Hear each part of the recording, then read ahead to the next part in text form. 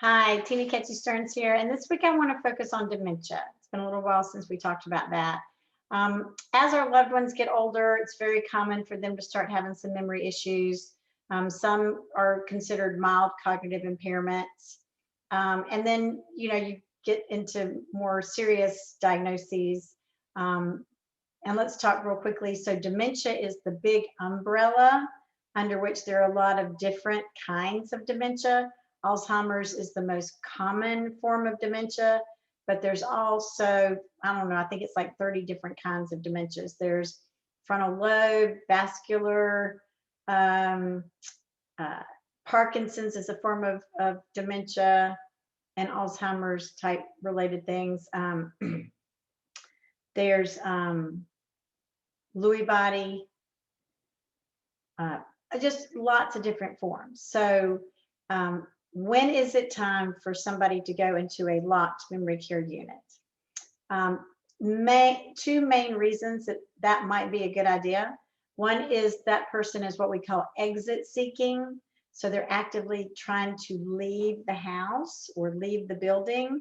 Maybe you have found them down the street and you didn't know they'd left, or maybe they are constantly trying to just leave. They just want to go home, and often home means they're thinking of the home where they grew up when they were a child.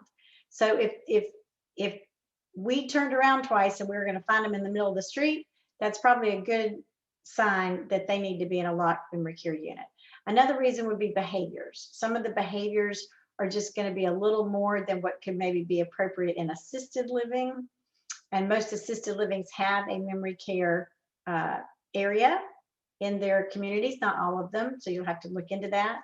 But let's say they're wandering during the night, or their sundowning later in the afternoon is quite extensive, and they're just kind of hard to manage, and they might need a lot more hands-on care than would be appropriate in assisted living, because typically, and it's going to vary state to state, but a general statistic is a staff to resident ratio in assisted living is about one staff person for every 16 residents. And in memory care, it's going to be more like 1 to 6, one staff person for every 6 memory care residents, because they do need a lot more hands-on care.